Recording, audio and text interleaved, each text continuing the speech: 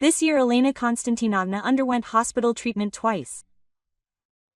When she was discharged in March, the doctor, in addition to the standard recommendations and prescriptions, suggested that she visit a sanatorium for recovery. If you have the opportunity, I can recommend several sanatoriums. You need to choose something in the central part of Russia, but you don't need to go to the south, the doctor concluded.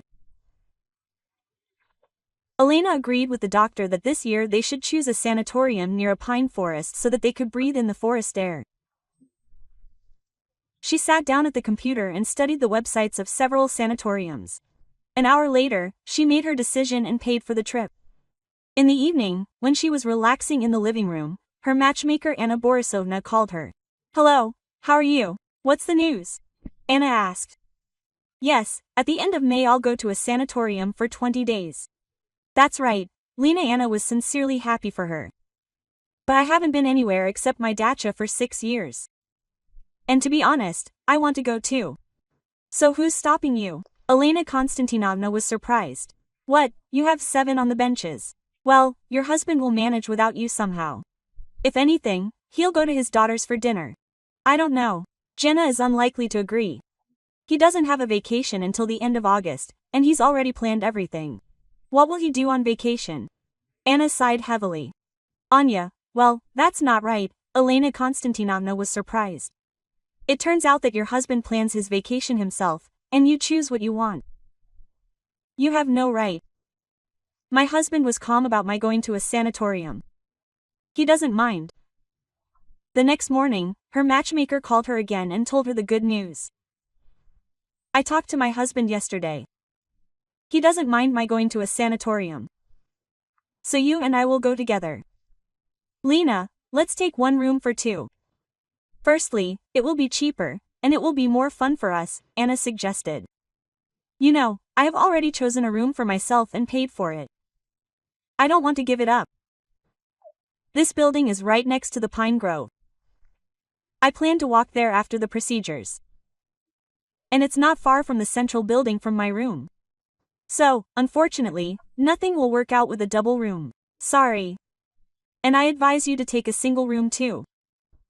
We will be together during the day, and in the evening we will each go to our own rooms." "Too bad."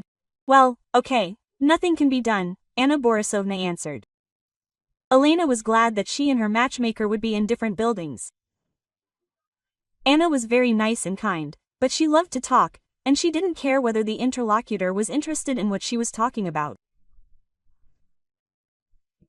And what's more, Anna demanded that the listener confirm that he absolutely agreed with her point of view.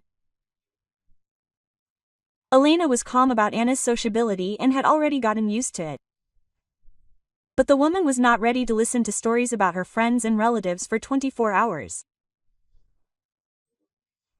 Elena understood that during the day she could somehow avoid constant communication, adjust the time of the procedures, but in the evening there would be nowhere to go, and she would have to sit and listen to Anna. For all 20 days at the sanatorium, Lena planned to walk a lot and swim. There was a lake nearby, and the sanatorium had an indoor pool. Just in case, Elena was still going to take a couple of books with her. 3 days later, Anna again called Lena and said that she had booked a room in the building for parents with children. "Why in this building? Are there no more rooms in the other buildings?" Quote. Elena Konstantinovna asked in surprise. "It will be very noisy and there will be such a fuss in this building."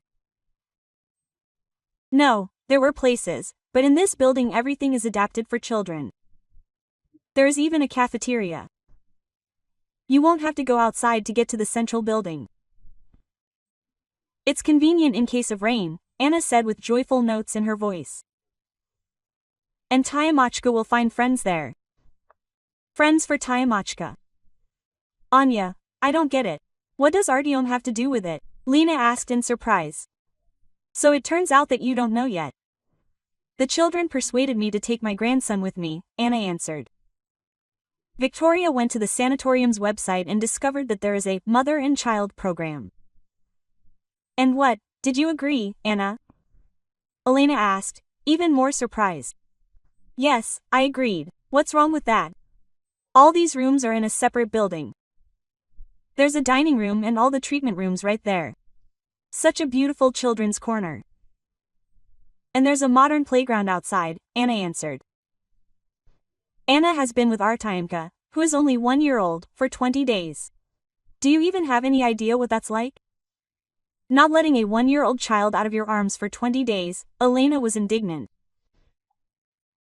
It's okay, you and I are going together, so we'll take turns carrying him, Anna said. No, Anya, that's out of the question. I'm going to the sanatorium to improve my health and relax, and not to work as a nanny for a 1-year-old child, even if it's my beloved grandson, Tyomochka. After talking to the matchmaker, Elena Konstantinovna immediately called her son. Maxim, what's going on? What did you come up with? Why did you force Artyom on my mother-in-law? You understand perfectly well that with a child there will be no rest, Elena said indignantly. Mom, I was not involved in this matter. Vika and her mother agreed on everything themselves. My wife told me that the mother-in-law would take Artyom with her if we paid for her trip. I immediately transferred the money, but I didn't go into the details, to be honest, answered Maxim. Maxim, son, now listen to me carefully. I will not babysit Artyom at the sanatorium. I declare it right away so that there will be no claims against me later, she told her son harshly. Okay, Mom, I understand everything, answered Maxim. 10 minutes later, Elena's daughter-in-law called. Elena Konstantinovna, how should I understand you? Are you refusing to communicate with your grandson? Victoria said with a hint of indignation in her voice. No, my dear, I will be happy to communicate with my grandson when you come to visit me. But I'm going to the sanatorium for treatment and rest. I suffered with my back and knees for a year, and you know that I even had to be hospitalized several times. And after all this, you suggest that after the procedures at the sanatorium, we carry the child in our arms. When you came to us last time, you proudly said that Artyom already weighed 13 kilograms. So I brought it to Anna and I declare to you that I will not spend time with my grandson at the sanatorium, and then decide for yourself, so that later they do not look for someone to blame and do not accuse. Well, I think that your attitude towards your mother cannot be called care. Don't you feel sorry for your mother? She is not a little girl either. Elena Konstantinovna thought that her words would influence Victoria, but this did not happen. She arrived at the sanatorium at 9 o'clock in the morning, and 3 hours later she saw Anna, who arrived on the next flight. She was walking with Artyom in her arms, and she had a large backpack on her back.